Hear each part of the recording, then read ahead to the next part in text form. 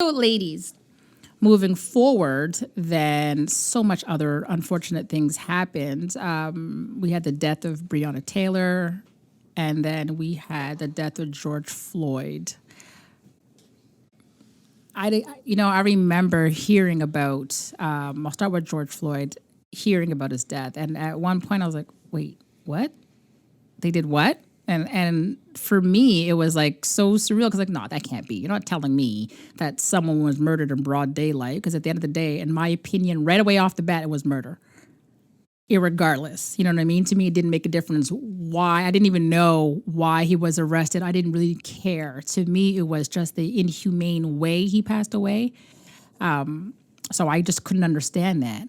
And then, you're reading and you're reading and you're looking on the news and it just got bigger and bigger and bigger. And for me, it was just a sense of sadness that this poor man lost his life. And you know what I mean? And then it just went viral and people were talking about it and they were showing it. And I don't know. But what was your first thought when you saw that, Susan? Like when you heard the news and you're watching there and you're like, wait, this poor guy was murdered. Like just It's so sad.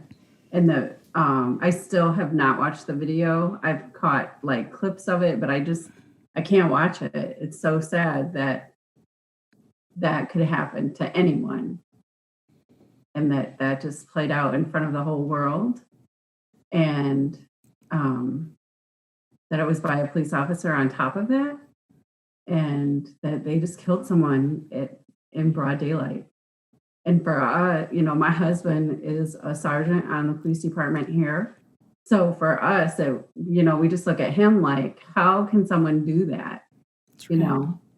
It's just sad. And I worry for my kids and my grandkids, and you worry every day. But now it's just with social media, everything is being brought to the light when we feel like the world should have went forward and we're just spiraling out of control backward.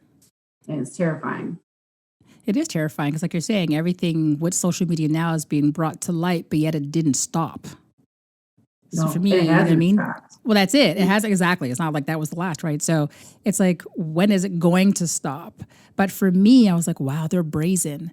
And then, as mothers, you teach your children to trust the police because they're going to protect you. But then the past couple of months, you know what I mean? You worry about your child. And you say, well, never mind, don't go to the police. Like as a Black mother, I'm like, something's wrong. Who do you call?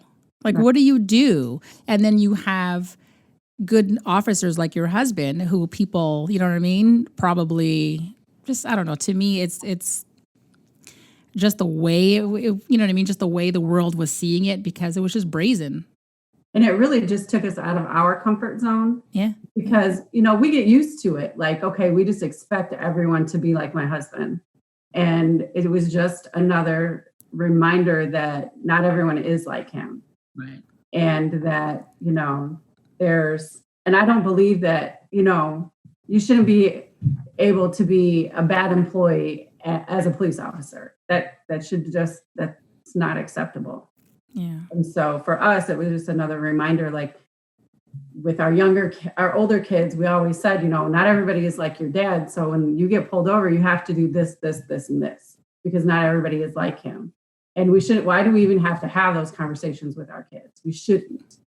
Yeah. But we do. And we still do. And it was just another, slap in our face that it doesn't matter. Well, there was a bunch of protests that started around the world. Did you guys participate in any of the protests?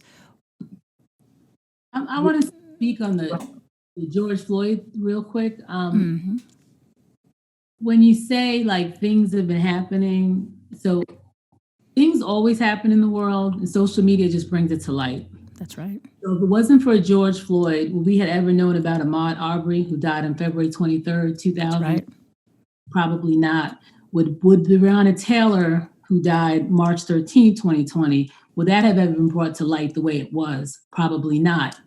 George Floyd, which was senselessly murdered, we know he was murdered. It was it was unconscionable. It was just a horrible, horrible act, what happened to him. And we know that. And because of what happened with him, it brought other things to light that have been going on. So things always happen. And I think because we live in such a time where social media is so like everyone wants instant news, instant gratification, that we're going to find out more things that are happening that probably we wouldn't have known that would happen 20 years ago. It just wouldn't push underneath the rug. Like Ahmaud Arbery and Breonna Taylor just wouldn't push underneath the rug because you would have had no one that would have cared about it. But because of social media, so social media is good in that way. It brings all that out and it brings to attention. And I also feel like because we were in a pandemic when that happened to George Floyd, and no one could go to the store. We had no basketball games, no soccer games, no hockey playoffs, no tennis, no golf. You had nothing to preoccupy your mind. So everyone had to sit still and look at what happened. And you had to face the fact that, look at this. There are cops out here, police officers, and like we said, not every police officer is bad. And like you're saying, Susan, you have a living example of a good police officer. You're married to one, your husband. So not everyone is a bad police officer, but this made the world take a look and say, hey, look at this. It was a perfect storm. So everyone had to stop and take a look and see what was going on. You couldn't put blinders on and act like, I don't know what's going on. What happened? The world was stopped. So everyone got a chance to look and see how I love being an American. United States is my country. I am a veteran of this country. I fought in a war for this country. I love my country, but this country is messed up in a lot of ways. And there's a lot of things we need to fix in this country. And that was just amplified whenever the whole world got to see that video. And as far as protests, no, I didn't participate in protests. Oh. An hour and a half ago, I forgot what I asked. No, It didn't go away. I was a little too nervous to go outside and be a part of it. I'm not going to lie. You brought up a really good point, though, because we were in the middle of a pandemic and there was nothing else going on. The news, it didn't go away. Right. As it does, unfortunately, for other people. Yes. The cycle just kept playing it and talking about it. And then when I even looked at when they buried him, how many times have you had a funeral on CNN, NBC, CBS that wasn't of someone that was like, in office, like how they did when John Lewis passed away, or a diplomat. It was his funeral was aired on national television. That's right. So it was right there in your face.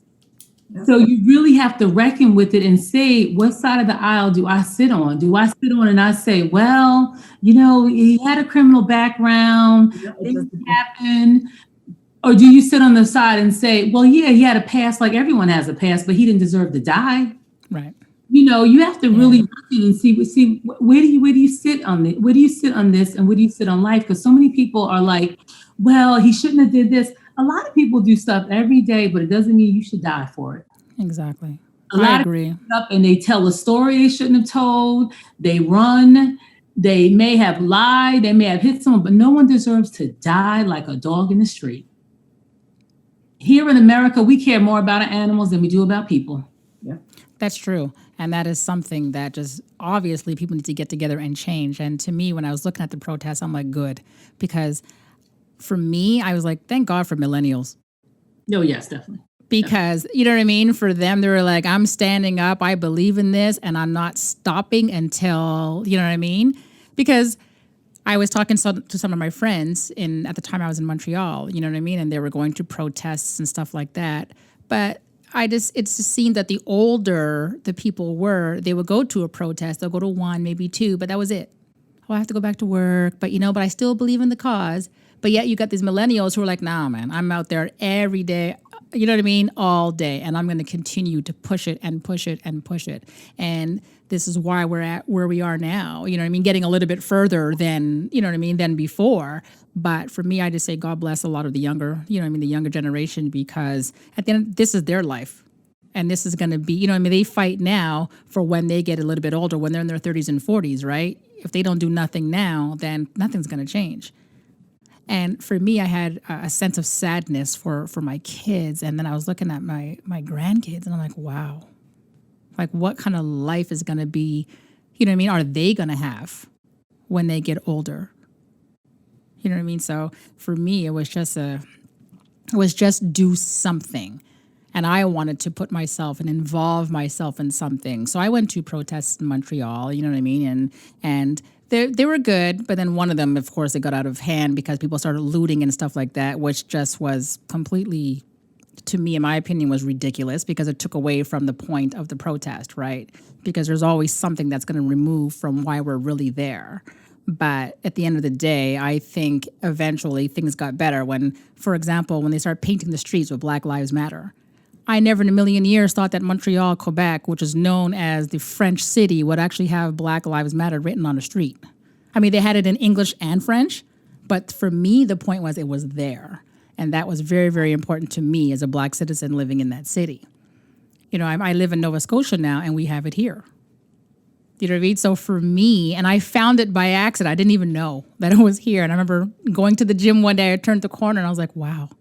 And I was so happy to say that I was able to drive through it. You know what I mean? So